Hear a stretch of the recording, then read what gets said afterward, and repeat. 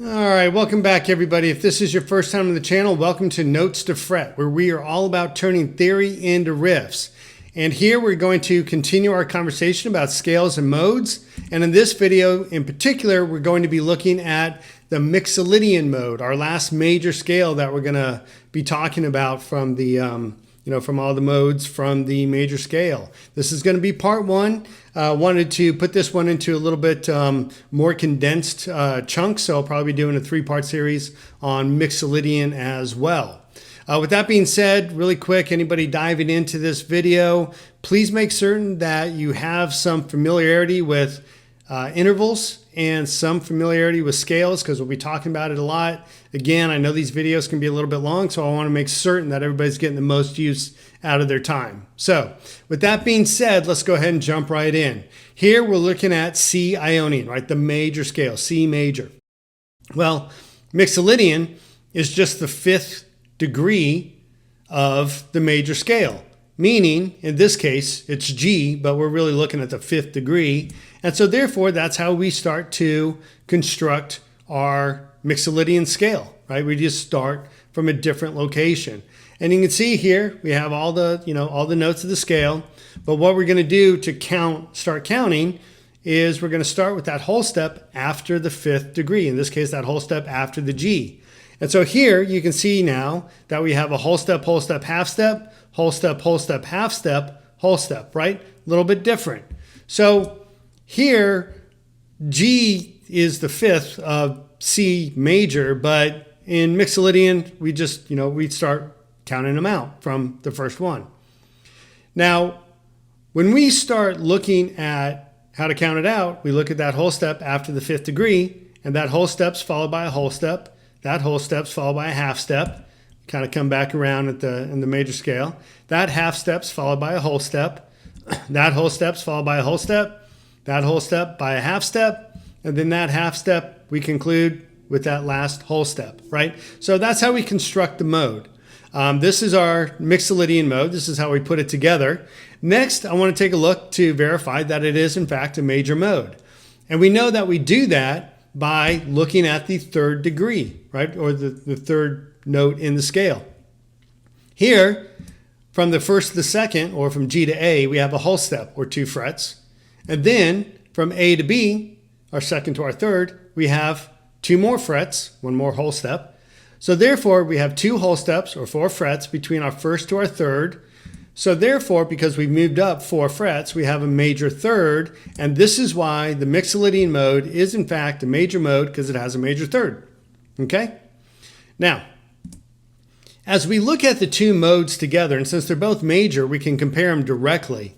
If we take a look, we can see right here that our difference is the whole step and half step, right? So when we look at the sixth interval in Ionian, it's a whole step, and in Mixolydian, it's a half step. So that's the difference in the construction of the scale. Now let's go ahead and take a look at the impact of that. Well, as we're looking at here, we have C major at the top, or C Ionian, and C Mixolydian down at the bottom. Now, before we go any further, I want to introduce everybody to one new topic, or one new word, one new title. It's called the tonic.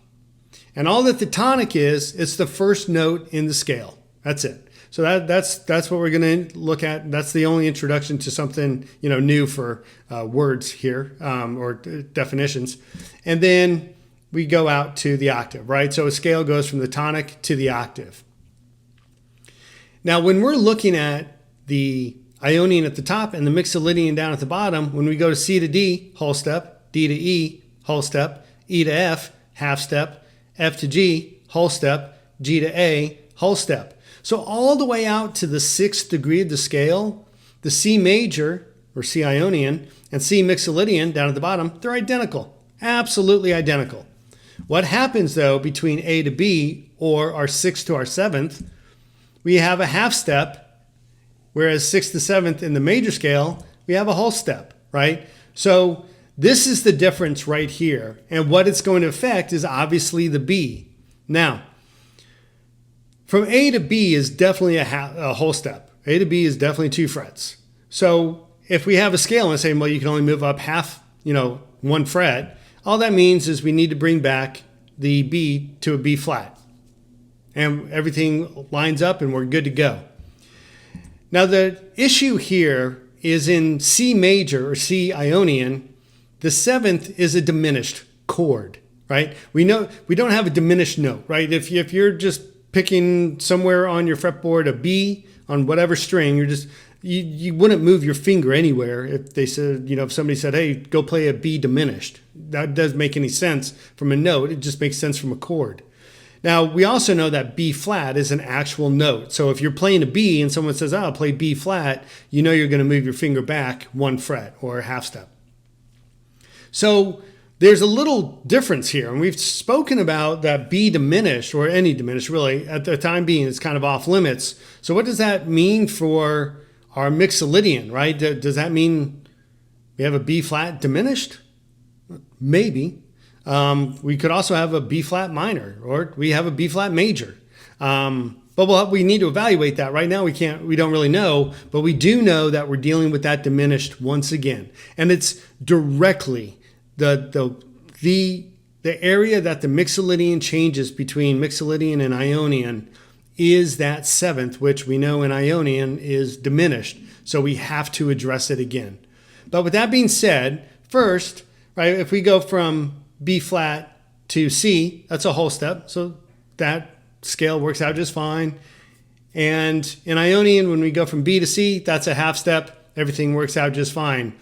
So just keep in mind, from the tonic to the octave, we always have to have 12 frets. And so that's why you typically see if something gets moved from a whole step to a half step, the next thing will be a whole step. You just got to make up for that additional or pulled back fret. So you always have 12 frets between the tonic and the octave. Now here, we're obviously focusing in on the 7th, right? And what I want to do is really dive into the diminished from the Ionian scale really quick, really look at it, and that way we'll have a better understanding of Mixolydian. So with that being said, if here we're looking at our fretboard, so we're going to deal with intervals, there's a couple things to point out. First off, we're only going to be talking about the thirds and the fifths. So we don't need the octave, we don't need the tritone right off the bat, and we're not going to be talking about sixths and sevenths right now. So we'll just go ahead and clean some of this up. And we're looking at the seconds, we're not really worried about it. The thirds, definitely worried about it. The fourths, mildly interesting, whatever, but we're definitely worried about the fifths as well. And here, we need to make certain that what we're focusing in on is that B diminished, right? Because we talked about that being the 7th. So I'm going to move a couple things around on the fretboard. And the reason I'm doing this is because typically we've been looking at our intervals just from the open strings, right? But now we're going to be looking at the B. We're directly going to be evaluating everything from B. And we're going to look at this from just the A string, right? We're just going to look at the A string for the time being. And we know that the 2nd fret is B, right? So looking back at the scale, if we're going to go from B to C, that's a half step, okay? So this half step, we just move up. And so therefore, C is a minor second of B. Okay, we're not really too terribly worried about that, but it's good to know that, C is the minor second, but we're really just mildly interested in it. Next, we're going to be looking at C to D. And in order to do this, right, we spoke about this. I could draw this out or write this out, horizontally 3,000 times, but it really is just a loop. So we just need to pay attention from C to D. And then when we're looking at that, C to D is a whole step. And if we look back at our fretboard, that's 2 more frets. And so therefore D is a minor third of B. Okay, that's interesting. So B could be a minor, B minor, because it's got that minor third, but we have to evaluate it all the way out to the 5th. So we need to look and say, okay, well, D to E, that's a whole step, right? So that's 2 more frets moving up. Therefore, it has a perfect 4th. Okay, cool, but we're not really interested in 4ths right now. And then we move from we move from E to F, and that's a half step. So we've moved up 6 frets. Well, we didn't quite make it to the perfect 5th.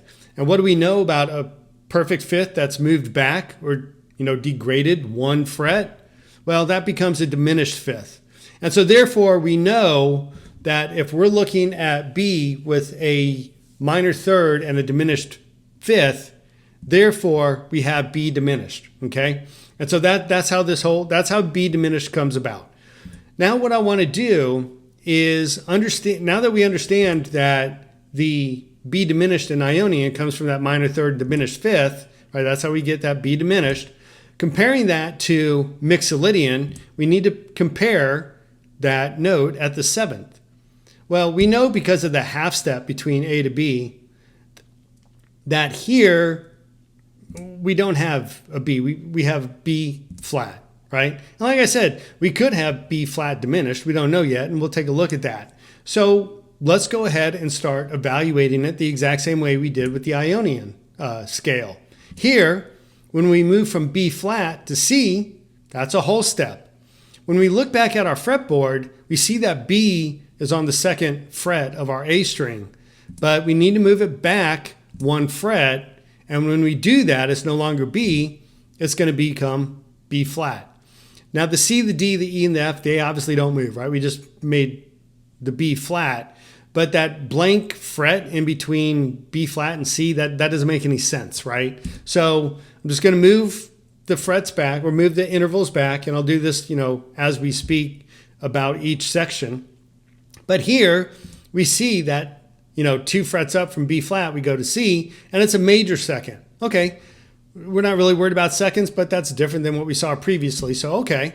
Then next, once again, we have, a blank fret in there we can't have. But looking back down at the scale, right, we're really coming back, and we talked about this, right? This is still the same C. We're just going to look at C to D now. And when we go from C to D, we have a whole step, right? So we have 2 frets. Well, it's not a minor third because obviously we need to move that back. And so therefore, we have a major third. Now this we are interested in because if you remember, B diminished had a minor third. So right off the bat, we are pretty sure that B flat's not going to be diminished. It's starting to look a whole lot like B flat's going to be a B flat major, okay? But we need to make certain, we need to go all the way out to the 5th and find out what happens. Next, looking back at our scale, we go from D to E, and that's a whole step. So therefore, back on our fretboard, we're going to move up 2 more frets, which means we've moved up 6 frets. Well, we still have that blank fret in there. We can't have that. So, it's not a perfect fifth. We need to move that back. But we've definitely moved up, 6 frets. And the diminished fifth we're talking about the 4th, right? We're on E. E is the 4th degree of the scale, or 4th degree from B. So we know we can't even talk about diminished fifths yet because we're talking about the 4ths. So what's a 4th moved up to the 6th fret? Well, we have an augmented 4th. Now, while in and of itself, that's kind of cool, we're not worried about that when we're talking about building out the chord right now. We're not worried about that at all. It's interesting and it's kind of neat. It's good to know. We'll use it later. But for now, okay, we have an augmented 4th. Then we go from E to F. And when we go from E to F, that's a half step. Well, that means we've moved up 7 frets. And so therefore, we have a perfect 5th. And in fact, when we talk about B flat in the Mixolydian, we talk about having the major 3rd and the perfect 5th. So therefore, the 7th in Mixolydian, right? If we use some of the phrasing from our Roman numerals, right? We're gonna just kind of take that 7 out. We'll see that the 7 in Ionian at the top has a minor, right? Because it has a minor 3rd, so it's diminished. But in Mixolydian, we have a major, right? So that 7th is major. Now this is the big thing, right? So when we talk about the 7th here, what does that do for our sound? Well, we've spoken about that the diminished is kind of off limits for the time being, right? And now all of a sudden we've gone from a B diminished to a B flat major. Well, that's done 2 things. One, we can freely use a major chord anywhere we want. We're really good to go there, no problem. Additionally, by making that a B flat, it's also given us some spacing between that, it's called the leading tone, but that 7th degree and our tonic. If we look at Ionian from B to C at the top, that's only a half step, right? They're very close together, and that half step in and of itself really desires a lot of resolution. If you hit that, it's like, hey, as soon as you hit that, the listener's like, hey, take me back home. It's very dissonant. But now we got a little bit more breathing room from our Mixolydian down at the bottom, from B flat to C. There's that whole step in there. So there's a lot of relaxed kind of tension to necessarily pull you back home. So now we have a major, which are very easy to use and very stable, and we have a little bit more spacing between the 7th and the tonic, right? So now we have kind of this broad spectrum of a lot more comfort, if you will. And that brings me to what the Mixolydian mode is really all about. We've looked at the factual information, right? It's a major mode, and it has a flattened 7th, and you'll typically hear it has a flattened 7th or a lowered. You'll hear them both pretty much equally. But what does that do necessarily for our sound? Well, like I was talking about, that really kind of dissonant sound of just being a half step from the tonic, or being a diminished chord that you can't use out there, or like we looked at with Lydian, this minor thing goes into this really dreamy state. Well, now we have more breathing room between the 7th and the tonic, and it's a major. So a lot of that breathing room really kind of alleviates in the song this big drive to always come back to the tonic, because kind of no matter where you are in the song, it just sounds really stable. And so it gives you a much broader sounding piece of music that really has a little bit more freedom. Now, there's a lot of power to come back to the home and back to the tonic. And I'm not saying that one is better than the other. I'm just kind of explaining that Mixolydian gives you kind of this broader spectrum to play with a lot of comfort out there, right? So you'll hear it a lot in funk and rock, definitely symphonic, TV, film scores, a lot. Where you won't typically hear it is in EDM or techno, because that music is very much like, hey, bring me back home, right? That's that bum, bum, bum, boom, that big drop. Mixolydian doesn't really lend itself to that. So you don't really hear Mixolydian in electronic or techno music. Sometimes what you hear in techno is they'll have some really powerful sections and then some really low, mild sections, and bringing you back home is just making the music louder or something. You could kind of do that with Mixolydian, but not typically.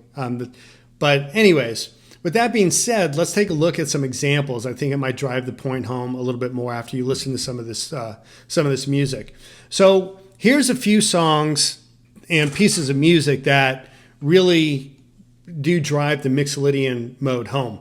Purple Haze by Jimi Hendrix. It's Jimi Hendrix. I was like the master, but it's the Purple Haze, the song. It can be difficult to train your ear to listen to Mixolydian, but I mean, he was, by the way, Jimi Hendrix was like a super ninja with this stuff. He was amazing. So he uses it, and he does use it in Purple Haze. So give it a listen for the Mixolydian. If you don't hear it, just enjoy the song. This is a great song.